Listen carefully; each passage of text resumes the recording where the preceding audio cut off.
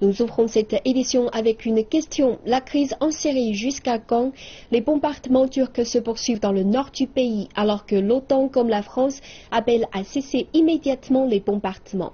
Et c'est la Russie qui pourrait voir son rôle prendre davantage d'importance. Tout de suite, plus de détails dans ce reportage.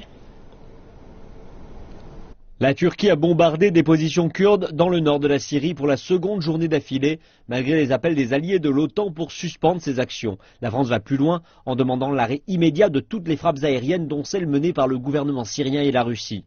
Les forces kurdes avancent vers Alep, gagnant du terrain, avant un cessez-le-feu proposé qui doit débuter au cours de la semaine prochaine. Ankara déclare sa volonté d'empêcher les Kurdes syriens de rejoindre les forces des opposants turcs. Et la Russie continue de bombarder les groupes rebelles syriens. Les observateurs déclarent que cette escalade de violence amenuise les espoirs d'une intervention humanitaire. Le président russe Vladimir Poutine et le président américain Barack Obama ont discuté par téléphone samedi de cette situation qui empire.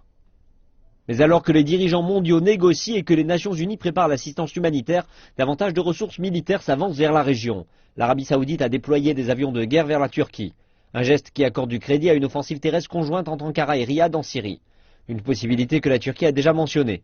Et il n'y a pas de date butoir claire pour le début du cessez-le-feu. Actuellement, des diplomates déclarent que le maintien d'un couloir humanitaire vers la ville d'Alep assiégée reste la principale priorité.